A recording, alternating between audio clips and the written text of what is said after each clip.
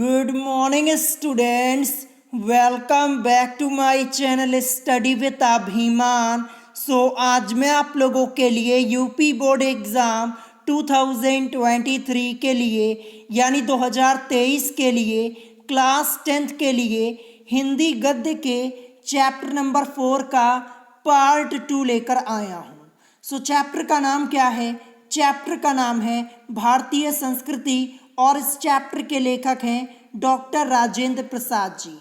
इससे पहले मैंने इस चैप्टर का पार्ट 1 ऑलरेडी अपलोड कर दिया है और पार्ट 1 में मैंने आप लोगों को इस चैप्टर के टोटल 5 गद्यांश और उनसे संबंधित प्रश्नोत्तर करवा दिए हैं।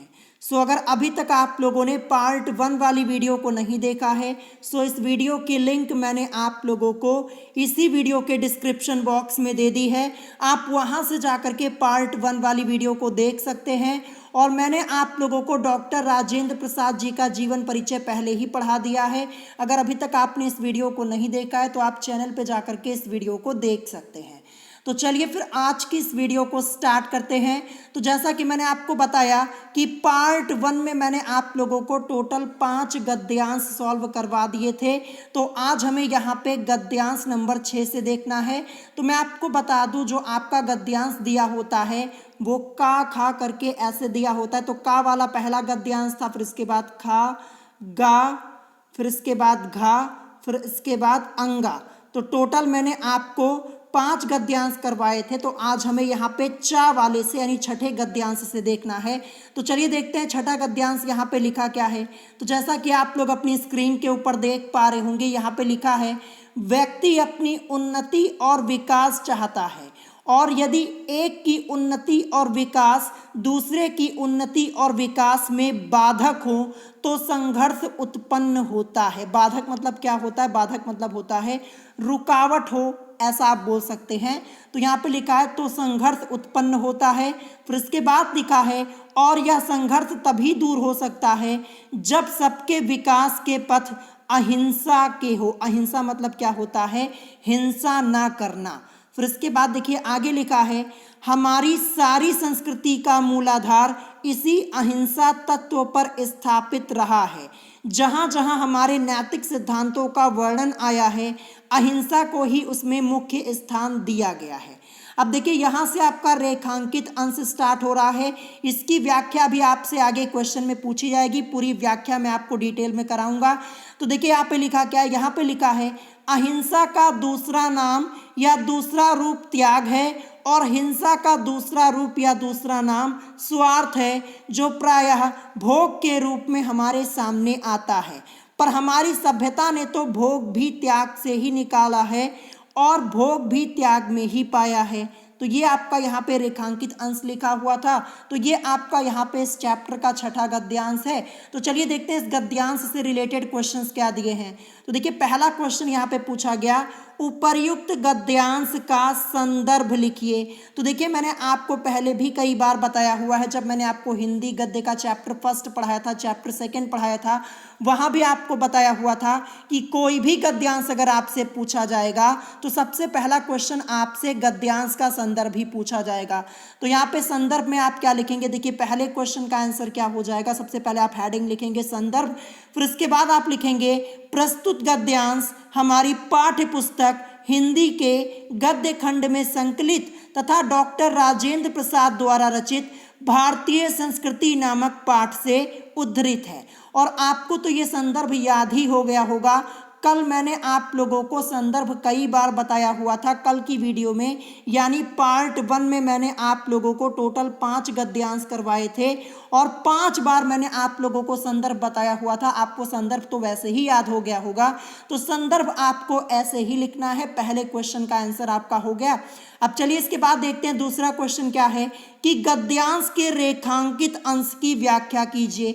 तो रेखांकित अंश आपका यहाँ से है अहिंसा का दूसरा नाम, यहाँ से लेकर के भोग भी त्याग में ही पाया है, यहाँ तक की व्याख्या मैं आपको बता देता हूँ। तो चलिए देखते हैं यहाँ पे दूसरे क्वेश्चन का आंसर। तो जैसा कि आप लोग अपनी स्क्रीन के ऊपर देख पा रहे होंगे, ये आपके दूसरे क्वेश्चन का आंसर है। सबसे पहले आप हेडिंग लिखेंगे रेखांकित अंश की व्याख्या। फिर देखिए यहाँ पे लिखा क्या है? यहाँ पे लिखा है कि लेखक कहता है कि विकास का मार्ग अहिंसात्मक होता है। इसका मतलब क्या हो जाएगा, यानी विकास तभी हो सकता है जब हमारा मार्ग कैसा हो, अहिंसात्मक हो, यानी हिंसा बिल्कुल नहीं होनी चाहिए, ऐसा यहाँ पे लेखक का मानना है, डॉक्टर राजेंद्र प्रसाद जी का मानना है। यहाँ पे लिखा हुआ है कि लेखक कहता है कि विकास का मार्ग अहिंसात्मक होता है, यानी विकास के मार्ग में हिंसा का कोई भी स्थान नहीं होता, ये मार्ग अहिंसात्मक होता है। फिर इसके बाद आगे लिखा है हमारी संपूर्ण संस्कृति, संपूर्ण मतलब पूरी संस्कृति, तो हमारी संपूर्ण संस्कृति अहिंसा पर स्थित है। जहां भौतिक सिद्धांतों की बात आई है, अहिंसा को सर्वोपरि स्थान दिया गया है, यानी सबसे उच्च स्थान दिया गया है, ऐसा यहाँ पे लेखक का मानना है, डॉक्टर राजेंद्र प्रसाद जी का मानना है। अब देखिए इसके बाद आगे क्या लिखा है कि अहिंसा का दूसरा नाम त्याग है। ध्यान रखिएगा, अहिंसा का दूसरा नाम त्याग है और हिंसा का दूसरा नाम स्वार्थ है। तो यहाँ पे लेखक ने क्या कहा है, डॉक्टर राजेंद्र प्रसाद जी ने ये कहा है, उनका मानना है कि अहिंसा का दूसरा नाम क्या है, त्याग है, यानी अहिंसा में त्याग की भावना होती है, और इसी के विपरीत हिंसा का दूसरा नाम स्वार्थ है, यानी हिंसा में कैसी भावना होती है, स्वार्थ की भावना होती है, ऐसा यहाँ पे डॉक्टर राजेंद्र प्रसाद जी का मानना है। फिर इसके बाद लिखा है जो प्रायः भोग के रूप में हमारे समक्ष प्रस्तुत होता है, समक्ष मतलब सामने, और यहाँ पे देखिए भोग से मतलब क्या हो जाएगा, भोग से मतलब हो जाएगा सांसारिक वस्तुओं का उपयोग। ध्यान रखिएगा, भोग से मतलब हो जाएगा सांसारिक वस्तुओं का उपयोग। तो देखिए यहाँ पे क्या लिखा हुआ था, अहिंसा का दूसरा नाम त्याग है और हिंसा का दूसरा नाम स्वार्थ है, जो प्रायः भोग के रूप में हमारे समक्ष प्रस्तुत होता है। लेकिन हमारी सभ्यता में भोग भी त्याग से प्रस्फुटित हुआ है। अब देखिए यहाँ पे प्रस्फुटित लिखा है, इसका मतलब क्या होता है, प्रस्फुटित मतलब बोल सकते हैं कि आया हुआ है, ऐसा आप बोल सकते हैं, ठीक है। तो यहाँ पे क्या लिखा है, लेकिन हमारी सभ्यता में जो भोग है, भोग भी त्याग से प्रस्फुटित हुआ है। प्रस्फुटित का मतलब आप बोल सकते हैं आया है या फिर खिला हुआ, ऐसा भी आप बोल सकते हैं, और भोग भी त्याग से प्राप्त किया है, ये यहाँ पे लिखा है। अब देखिए आगे क्या लिखा है, स्वार्थ के दुष्परिणाम होते हैं। देखिए स्वार्थ के दुष्परिणाम यहाँ पे लेखक ने बताया है। चलिए देखते हैं स्वार्थ के क्या दुष्परिणाम होते हैं। तो देखिए स्वार्थ के दुष्परिणाम होते हैं व्यक्ति व्यक्ति के बीच, व्यक्ति समाज के बीच, समाज समाज के बीच, देश और देश के बीच विरोध पैदा होना। ये यहाँ पे लेखक ने बताया है कि स्वार्थ का दुष्परिणाम क्या है, व्यक्ति व्यक्ति के बीच, व्यक्ति समाज के बीच, समाज समाज के बीच, देश और देश के बीच विरोध पैदा होता है, संघर्ष पैदा होता है, ऐसा यहाँ पे लेखक ने बताया है जो स्वार्थ के दुष्परिणाम होते हैं। ध्यान रखिएगा। तो यहाँ पे मैंने आपको रेखांकित अंश की व्याख्या बता दी। अगर आपको कोई पॉइंट नहीं समझ में आया हो तो आप मुझसे कमेंट करके पूछ सकते हैं। अब चलिए इसके बाद देखते हैं इस गद्यांश का तीसरा क्वेश्चन क्या है। तीसरा क्वेश्चन है हमारी संस्कृति का मूल आधार क्या है, ये हमसे यहाँ पे पूछा जा रहा है। मूलाधार मतलब क्या हो जाएगा, मुख्य आधार। ध्यान रखिएगा। तो चलिए आंसर देखते हैं। तो आंसर में आप लिखेंगे हमारी संस्कृति का मूल आधार अहिंसा है, जिसका दूसरा नाम क्या है, त्याग है। ये तो मैंने आपको व्याख्या में ही बताया। तो हमारी संस्कृति का मूल आधार अहिंसा है, जिसका दूसरा नाम क्या है, त्याग है। ये आपको ध्यान रखना है। तो इसी के साथ इस चैप्टर का जो आपका यहाँ पे छठा गद्यांश था चा वाला, ये भी आपका मैंने कंप्लीट करवा दिया। अगर आपको कोई क्वेश्चन इसमें नहीं समझ में आया हो तो आप उससे कमेंट करके पूछ सकते हैं। अब चलिए देखते हैं अगला गद्यांश यहाँ पे इस चैप्टर का सातवां गद्यांश छा वाला। यहाँ पे क्या लिखा है, हम अपने दुर्दिनों में भी। अब देखिए यहाँ पे दुर्दिनों लिखा हुआ है, इसका मतलब क्या होता है, दुर्दिनों का मतलब होता है बुरे दिन। क्या होता है? बुरे दिन। ध्यान रखिएगा। तो यहाँ पे क्या लिखा है? हम अपने दुर्दिनों में भी ऐसे मनीषियों और कर्मयोगियों को पैदा कर सके जो संसार के इतिहास के किसी युग में अत्यंत उच्च आसन के अधिकारी होते। अपनी दास्ता के दिनों में हमने गांधी जैसे कर्मठ धर्मनिष्ठ क्रांतिकारी को, रविंद्र जैसे, रविंद्र से मतलब रविंद्रनाथ टैगोर से, यहाँ पे ध्यान रखिएगा, तो रविंद्र जैसे मनीषी कवि को और अरविंद तथा रमण महर्षि जैसे योगियों को पैदा किया। और उन्हीं दिनों में हमने ऐसे अनेक उद्भट विद्वान और वैज्ञानिक पैदा किए जिनका सिक्का संसार मानता है। जिन हालातों में पढ़कर संसार की प्रसिद्ध जातियां मिट गईं, उनमें हम न केवल जीवित रहे वरन अपने आध्यात्मिक और बौद्धिक गौरव को बनाए रख सके। उसका कारण यही है कि, फिर इसके बाद देखिए यहाँ से रेखांकित अंश स्टार्ट हो रहा है। इसकी व्याख्या भी मैं आगे आपको बताऊंगा, भी क्वेश्चन में पूछी आएगी। हमारी सामूहिक चेतना ऐसे नैतिक आधार पर ठहरी हुई है जो पहाड़ों से भी मजबूत, समुद्र से भी गहरी और आकाश से भी अधिक व्यापक है। ये यहाँ पे रेखांकित अंश है। ये आपका गद्यांश पूरा हो गया। अब चलिए देखते हैं इस गद्यांश से रिलेटेड क्वेश्चंस क्या दिए हैं। पहला क्वेश्चन, उपर्युक्त गद्यांश का संदर्भ लिखिए। तो यहाँ पे संदर्भ में आप क्या लिखेंगे? देखिए आंसर आप लिखेंगे पहले क्वेश्चन का, संदर्भ हेडिंग डालेंगे, फिर आप लिखेंगे प्रस्तुत गद्यांश हमारी पाठ्य पुस्तक हिंदी के गद्य खंड में संकलित तथा डॉक्टर राजेंद्र प्रसाद द्वारा रचित भारतीय संस्कृति नामक पाठ से उद्धृत है। तो ये पहले क्वेश्चन का आंसर हो गया। देखिए संदर्भ मैंने आपको इतनी बार बता दिया है ना, आपको वैसे ही यहाँ पे याद हो गया होगा। अब चलिए इसके बाद देखते हैं दूसरा प्रश्न। दूसरा प्रश्न पूछा गया, गद्यांश के रेखांकित अंश की व्याख्या। तो देखिए यहाँ से, हमारी सामूहिक चेतना ऐसे नैतिक आधार पर ठहरी हुई है जो पहाड़ों से भी मजबूत, समुद्र से भी गहरी और आकाश से भी अधिक व्यापक है। इसकी व्याख्या चलिए मैं आपको बता देता हूं। तो देखिए रेखांकित अंश की व्याख्या आपको अपनी स्क्रीन के ऊपर दिख रही होगी। ये दूसरे क्वेश्चन का आंसर है। आप सबसे पहले लिखेंगे रेखांकित अंश की व्याख्या, ये हेडिंग होगी। फिर इसके बाद आपको क्या लिखना है? प्रस्तुत पंक्तियों में लेखक कहता है कि जिन धारणाओं में पढ़कर संसार की प्रसिद्ध जातियां समाप्त हो गई, उनमें हम न केवल जीवित हैं वरन हम अपने आध्यात्मिक एवं बौद्धिक गौरव को बनाए रखने में सक्षम रहे हैं। ये हम से मतलब यहाँ पे हमारे देश की बात हो रही है, भारतवासियों की बात हो रही है। यहाँ पे लेखक ने यही एग्जाम्पल दिया है।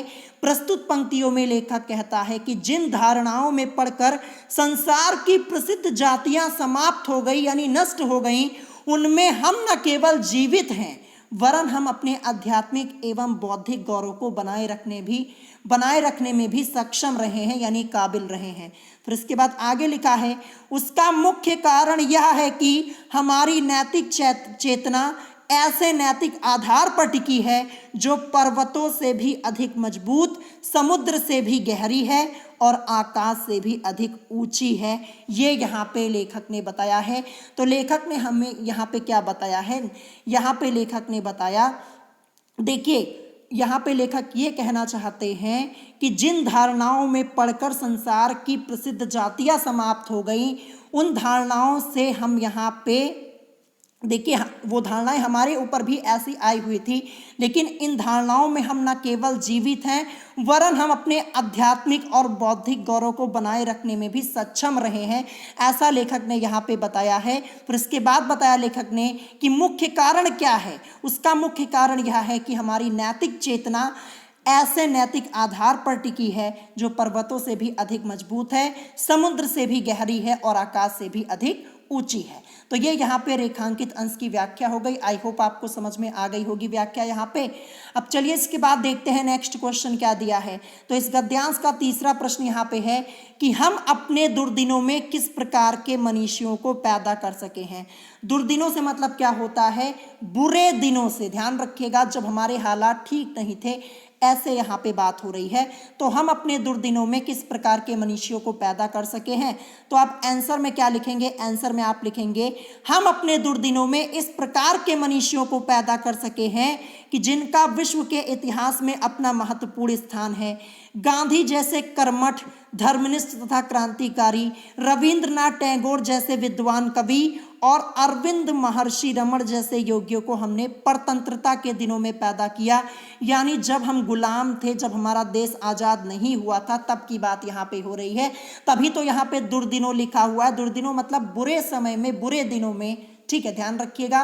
तो यही इस क्वेश्चन का आपका आंसर हो जाएगा। तो इसी के साथ ये आपका यहाँ पे इस चैप्टर का 7वां गद्यांश भी कंप्लीट हो गया। अगर आपको कोई क्वेश्चन नहीं समझ में आया, कोई बात नहीं समझ में आई, तो आप मुझसे कमेंट करके पूछ सकते हैं। अब चलिए इसके बाद देखते हैं इस चैप्टर का 8वां गद्यांश क्या दिया। तो जैसा कि आप लोग अपनी स्क्रीन के ऊपर देख पा रहे होंगे, जा वाला यहाँ पे लिखा है 8वां गद्यांश, और ये मोस्ट इंपॉर्टेंट है। कई बार आपके बोर्ड एग्जाम में ये गद्यांश पूछा जा चुका है। देखिए 2015, 2019 और इसके अलावा भी ये गद्यांश कई बार आपके एग्जाम में आया है। तो चलिए देखते हैं यहाँ पे लिखा क्या है। यहाँ पे लिखा है, मैं तो यही समझता हूँ कि, फिर इसके बाद देखिए यहाँ से रेखांकित अंश स्टार्ट हो रहा है, यदि हमें अपने समाज और देश में उन सब अन्यायों और अत्याचारों की पुनरावृत्ति नहीं करनी है। पुनरावृत्ति मतलब क्या होता है कि जिसे रिपीट करना हो गया, किसी काम को दोहराना हो गया, उसी को बोलते हैं पुनरावृत्ति। तो पुनरावृत्ति नहीं करनी है, जिनके द्वारा आज के सारे संघर्ष उत्पन्न होते हैं, तो हमें अपनी ऐतिहासिक नैतिक चेतना या संस्कृति के आधार पर ही अपनी आर्थिक व्यवस्था बनानी चाहिए। तो यहाँ से लेकर यहाँ तक रेखांकित अंश दिया, इसकी व्याख्या भी मैं आगे आपको कराऊंगा। फिर इसके बाद क्या लिखा है, अर्थात उसके पीछे व्यक्तिक लाभ और भोग की भावना प्रधान ना होकर व्यक्तिक त्याग और समाज कल्याण की भावना ही प्रधान होनी चाहिए। फिर इसके बाद देखिए फिर से यहाँ पे रेखांकित अंश दिया है, हमारे प्रत्येक देशवासी को अपने सारे आर्थिक व्यापार उसी भावना से प्रेरित होकर करने चाहिए। व्यक्तिक स्वार्थों और स्वातत्वों पर जोर ना देकर व्यक्तिक कर्तव्य और सेवा निष्ठा पर जोर देना चाहिए। यहाँ तक देखिए रेखांकित अंश दिया, ये दूसरा वाला है। और प्रत्येक कार्यवाही इसी तराजू पर तौली जानी चाहिए। तो ये आपका पूरा गद्यांश है। ये गद्यांश आपका मोस्ट इंपॉर्टेंट है, मैं आपको पहले ही बता दे रहा हूँ, 2023 के बोर्ड एग्जाम में आपसे पूछा जा सकता है। तो सबसे पहला क्वेश्चन इस गद्यांश का है, उपर्युक्त गद्यांश का संदर्भ लिखिए। तो संदर्भ में आप क्या लिखेंगे, पहले क्वेश्चन का आंसर आप लिखेंगे, प्रस्तुत गद्यांश हमारी पाठ्य पुस्तक हिंदी के गद्य खंड में संकलित तथा डॉक्टर राजेंद्र प्रसाद द्वारा रचित भारतीय संस्कृति नामक पाठ से उद्धृत है। देखिए बार बार संदर्भ मैं आपको इसलिए बता रहा हूँ ताकि आपको इसी समय जब आप वीडियो को देख रहे हैं तभी आपको ये संदर्भ याद हो जाए। अब चलिए इसके बाद देखते हैं दूसरा क्वेश्चन क्या है, गद्यांश के रेखांकित अंश की व्याख्या। तो देखिए दो रेखांकित अंश दिए, ये पहला वाला है, फिर इसके बाद देखिए ये दूसरा वाला रेखांकित अंश है। तो पहले वाले को हम का मान लेंगे और दूसरे वाले को खा मान लेंगे, ध्यान रखिएगा। तो चलिए देखते हैं नीचे यहाँ पे, जैसा कि आप लोग देख पा रहे होंगे, ये रेखांकित अंश की व्याख्या आपको यहाँ पे दी गई है, जैसा कि आपको अपनी स्क्रीन के ऊपर दिख रही होगी।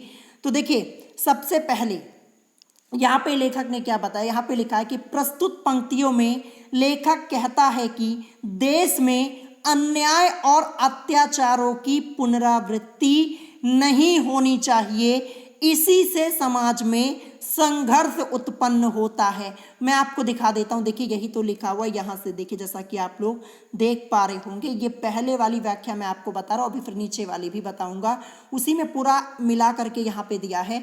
तो प्रस्तुत पंक्तियों में लेखक कहता है कि देश में अन्याय और अत्याचारों की पुनरावृत्ति नहीं होनी चाहिए, इन्हें पुनः यहाँ पे नहीं दोहराना चाहिए। फिर इसके बाद लिखा है इसी से समाज में संघर्ष उत्पन्न होता है, यानी अन्याय और अत्याचारों की जब पुनरावृत्ति होगी इसी के कारण तो ही संघर्ष उत्पन्न होगा। तो यही यहाँ पे लेखक बताना चाह रहे हैं, हमें नैतिकता पर ध्यान देना चाहिए और ऐसी आर्थिक व्यवस्था बनानी चाहिए जिसमें मनुष्य के त्याग की भावना सम्मिलित हो। ये यहाँ पे लिखा हुआ, तो मैं आपको ऊपर लेके चलता हूँ, यही तो यहाँ पे लिखा हुआ था, जैसा कि आप लोग देख पा रहे होंगे, जिनके द्वारा आज के सारे संघर्ष उत्पन्न होते हैं। तो हमें अपनी ऐतिहासिक नैतिक चेतना या संस्कृति के आधार पर ही अपनी आर्थिक व्यवस्था बनानी चाहिए। तो ये यहाँ पे हो गया रेखांकित अंश की व्याख्या। फिर आगे क्या लिखा था, हमारे प्रत्येक देशवासी को अपने सारे आर्थिक व्यापार उसी भावना से प्रेरित होकर करने चाहिए, व्यक्तिक स्वार्थों और स्वातत्वों पर जोर न देकर व्यक्तिक कर्तव्य और सेवा निष्ठा पर जोर देना चाहिए। तो चलिए आगे देखते हैं यहाँ पे क्या लिखा है। देखिए यहाँ पे आगे यहाँ पे लिखा, जैसा कि आप लोग देख पा रहे होंगे कि समाज के कल्याण की ओर हमें ध्यान देना चाहिए, तभी भारतीय संस्कृति पर आधारित आर्थिक ढांचा निर्मित हो सकेगा। हम जो भी धन अर्जित करें उसके मूल में भी लोक कल्याण की भावना निहित होनी चाहिए, ऐसा लेखक का मानना है। लेखक यहाँ पे क्या कहना चाह रहे हैं कि हम जो भी धन अर्जित करें, जितना भी धन हम यहाँ पे अर्जित करें, कमाएं, उसका मूल क्या होना चाहिए। उसके मूल में देखिए, जैसा कि आप देख पा रहे हैं यहाँ पे लिखा है, उसके मूल में लोक कल्याण की भावना निहित होनी चाहिए। यानी जो हम अपना धन संचित करें वो लोक कल्याण में हम अपने धन को लगाएं, अच्छे कार्यों में लगाएं, जिससे यहाँ पे समाज का कल्याण हो सके, हमारी संस्कृति का विकास हो सके, ऐसा यहाँ पे लेखक कहना चाह रहे हैं। तो देखिए, ये पूरी व्याख्या आपकी यहाँ पे कंप्लीट हो चुकी है। जो दोनों आपके रेखांकित अंश दिए गए थे, यहाँ से लेकर के यहाँ तक और फिर इसके बाद आगे यहाँ से लेकर के यहाँ तक, तो पूरी व्याख्या मैंने आपको बता दी है, जैसा कि आप लोग देख पा रहे होंगे। इसको अच्छे से नोट कर लीजिएगा। जितना मैं आपको पढ़ा रहा हूँ यहीं से आपके बोर्ड एग्जाम में क्वेश्चन आएगा, इससे बाहर कुछ भी नहीं आएगा। तो ये सब अच्छे से आप लोग पढ़ जरूर लीजिएगा। अब चलिए क्वेश्चन देखते हैं यहाँ पे। तो देखिए, तीसरा क्वेश्चन, इसमें दो खंड दिए हैं, ए और बी। तो ए वाला क्या दिया है, हमें अपने आर्थिक व्यापार किस भावना से प्रेरित होकर करना चाहिए। तो आंसर में आप क्या लिखेंगे, देखिए यहाँ पे थर्ड का आ लिखिए, चाहे आप यहाँ पे ए लिखिए, उससे कोई फर्क नहीं पड़ता। तो देखिए, हमें अपनी ऐतिहासिक नैतिक चेतना या संस्कृति के आधार पर अपनी आर्थिक व्यवस्था बनानी चाहिए। यही इस क्वेश्चन का आपका आंसर हो जाएगा। यही आपसे पूछा गया था कि हमें अपने आर्थिक व्यापार किस भावना से प्रेरित होकर करना चाहिए। तो यहाँ पे आप आंसर में क्या लिखेंगे, जैसा कि आप लोग देख पा रहे होंगे, हमें अपनी ऐतिहासिक नैतिक चेतना या संस्कृति के आधार पर अपनी आर्थिक व्यवस्था बनानी चाहिए, अपना आर्थिक व्यापार करना चाहिए, ये यहाँ पे लेखक बताना चाह रहे हैं। अब इसके बाद देखिए यहाँ पे बी वाला दूसरा क्वेश्चन, अन्यायों एवं अत्याचारों को रोकने का उपाय क्या है। तो आंसर में आप क्या लिखेंगे, आंसर में आप लिखेंगे अन्यायों और अत्याचारों को रोकने का प्रमुख उपाय यह है कि हमारे अंदर व्यक्तिगत लाभ और भोग की भावना प्रधान न होकर व्यक्तिगत त्याग और सामाजिक कल्याण की भावना प्रमुख होनी चाहिए। यही इस क्वेश्चन का आंसर हो जाएगा। देखिए, व्याख्या में मैंने आपको सब कुछ बता दिया। अगर व्याख्या समझ जाएंगे ना तो क्वेश्चन का आंसर तो आप वैसे ही लिख पाएंगे।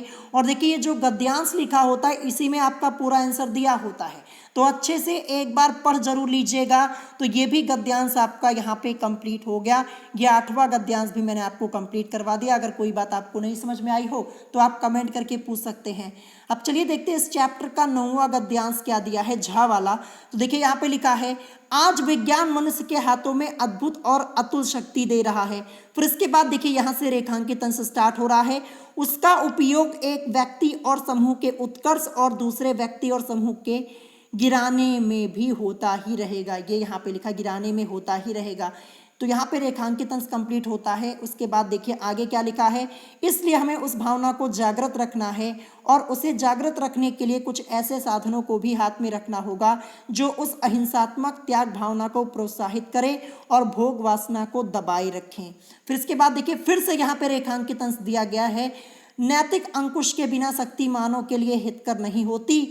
वह नैतिक अंकुश यह चेतना या भावना ही दे सकती है, वही उस शक्ति को परिमित भी कर सकती है और उसके उपयोग को भी नियंत्रित कर सकती है। यहाँ पे लिखा उसके उपयोग को भी नियंत्रित भी, ठीक है। जैसा कि आप लोग देख पा रहे होंगे क्या लिखा है कि उस शक्ति को परिमित भी कर सकती है और उसके उपयोग को नियंत्रित भी। देखिए आपके बोर्ड एग्जाम में 2 बार 2014, 2016 और इसके अलावा भी कई बार ये गद्यांश आपका पूछा जा चुका है, तो मोस्ट इंपॉर्टेंट है। तो चलिए सबसे पहले देखते हैं इस गद्यांश से रिलेटेड पहला प्रश्न क्या दिया है, उपयुक्त गद्यांश का संदर्भ लिखिए। तो संदर्भ में आप क्या लिखेंगे, प्रस्तुत गद्यांश हमारी पाठ्य पुस्तक हिंदी के गद्य खंड में संकलित तथा डॉक्टर राजेंद्र प्रसाद द्वारा रचित भारतीय संस्कृति नामक पाठ से उद्धृत है। तो ये आपका संदर्भ हो गया, पहले क्वेश्चन का आंसर हो गया। अब दूसरा क्वेश्चन देखते हैं। दूसरा क्वेश्चन क्या है, गद्यांश के रेखांकित अंश की व्याख्या कीजिए। तो यहाँ पे 2 बार रेखांकित अंश दिया, पहले यहाँ से लेकर के यहाँ तक, फिर इसके बाद यहाँ से लेकर के यहाँ तक। तो चलिए रेखांकित अंश की व्याख्या हम यहाँ पे देख लेते हैं। तो जैसा कि आप लोग देख पा रहे होंगे यहाँ पे लिखा है रेखांकित अंश की व्याख्या, दूसरे क्वेश्चन का आपका आंसर होगा यहाँ पे। तो देखिए यहाँ पे क्या लिखा है, प्रस्तुत पंक्तियों में लेखक कहता है कि स्वार्थ से प्रेरित भोग को समाप्त करने का एकमात्र उपाय अहिंसात्मक त्याग की भावना का उदय है। यानी स्वार्थ से प्रेरित भोग को समाप्त करने के लिए क्या करना होगा? अहिंसात्मक त्याग की भावना का उदय करना होगा। यही तो यहाँ पे लिखा हुआ है कि प्रस्तुत पंक्तियों में लेखक कहते हैं कि स्वार्थ से प्रेरित भोग को समाप्त करने का एकमात्र उपाय अहिंसात्मक त्याग की भावना का उदय है। देखिए ऊपर रेखांकित अंश में क्या लिखा था, यहाँ पे लिखा था ना कि उसका उपयोग एक व्यक्ति और समूह के उत्कर्ष और दूसरे व्यक्ति और समूह के गिराने में भी होता ही रहेगा, जैसा कि आप लोग देख पा रहे होंगे। तो यहाँ पे देखिए क्या लिखा है कि प्रस्तुत पंक्तियों में लेखक कहता है कि स्वार्थ से प्रेरित भोग को समाप्त करने का एकमात्र उपाय अहिंसात्मक त्याग की भावना का उदय है। स्पष्ट है कि नैतिक अंकुश के बिना विज्ञान की शक्ति मनुष्य के लिए लाभकारी नहीं हो सकती, क्योंकि वह तो उस शक्ति के बल पर दूसरों के अधिकारों को हनन करके उनसे सब कुछ छीन लेना चाहता है। ये यहाँ पे लिखा हुआ है। देखिए यहाँ पे रेखांकित अंश में आपका यही लिखा हुआ था कि उसका उपयोग एक व्यक्ति और समूह के उत्कर्ष और दूसरे व्यक्ति और समूह के गिराने में होता ही रहेगा। किसका उपयोग? यहाँ पे विज्ञान की बात हो रही है। यहाँ पे लिखा था ना कि आज विज्ञान मनुष्य के हाथों में अद्भुत और अतुल शक्ति दे रहा है। तो विज्ञान ने जो शक्ति दी है इसका उपयोग व्यक्ति और समूह के उत्कर्ष और एक दूसरे व्यक्ति और समूह के गिराने में होता ही रहेगा। यहाँ पे लिखा जैसा कि आप लोग देख पा रहे होंगे, उसका उपयोग एक व्यक्ति और समूह के उत्कर्ष और दूसरे व्यक्ति और समूह के गिराने में होता ही रहेगा। तो देखिए यहाँ पे लेखक कहना क्या चाहते हैं, जो विज्ञान है, विज्ञान काफ़ी यहाँ पे विज्ञान ने आज मनुष्य के हाथ में काफ़ी शक्ति प्रदान कर दी है, जिसके माध्यम से एक व्यक्ति दूसरे व्यक्ति को गिराने में लगा हुआ है, ऐसा यहाँ पे लेखक कहना चाहते थे। तो देखिए यहाँ पे क्या लिखा है, प्रस्तुत पंक्तियों में लेखक कहता है कि स्वार्थ से प्रेरित भोग को समाप्त करने का एकमात्र उपाय अहिंसात्मक त्याग की भावना का उदय है। स्पष्ट है कि नैतिक अंकुश के बिना, जब तक नैतिक अंकुश नहीं लगेगा, इसके बिना विज्ञान की शक्ति मनुष्य के लिए लाभकारी नहीं हो सकती है, क्योंकि वह तो उस शक्ति के बल पर दूसरों के अधिकारों को हनन करके उनसे सब कुछ छीन लेना चाहता है। किंतु धर्म अधर्म पाप पुण्य उचित अनुचित का नैतिक अंकुश उसे ऐसा करने से रोकता है। इसी डर से विज्ञान की शक्ति का उपयोग सीमित मात्रा में करता है और नियंत्रण इस प्रकार करता है कि उसका विनाश के लिए उपयोग ना किया जा सके। देखिए नीचे वाला पार्ट आप देखिए, यहाँ पे यही तो लिखा हुआ था कि नैतिक अंकुश के बिना शक्ति मानव के लिए हितकर नहीं होती। वह नैतिक अंकुश या चेतना या भावना ही दे सकती है, वही उस शक्ति को परिमित भी कर सकती और उसके उपयोग को नियंत्रित भी। तो इसी की व्याख्या यहाँ पे लिखी हुई है, मैं आपको बता दूं। देखिए यहाँ पे लिखा है ना, किंतु धर्म अधर्म पाप पुण्य उचित अनुचित का नैतिक अंकुश उसे ऐसा करने से रोकता है। इसी डर से विज्ञान की शक्ति का उपयोग सीमित मात्रा में करता है। कौन करता है? मनुष्य की बात यहाँ पे हो रही है। और इस प्रकार नियंत्रण बना रहता है, यानी नियंत्रण इस प्रकार करता है कि उसका विनाश के लिए उपयोग ना किया जा सके। तो जो नैतिक चेतना होती है, देखिए यहाँ पे धर्म अधर्म पाप पुण्य उचित अनुचित का नैतिक अंकुश जो होता है, इसी के कारण मनुष्य नियंत्रण में रहता है।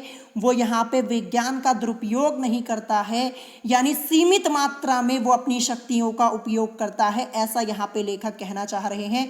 तो यही यहाँ पे रेखांकित अंश की व्याख्या हो जाएगी। एक बार फिर से मैं आपको समझा दूं।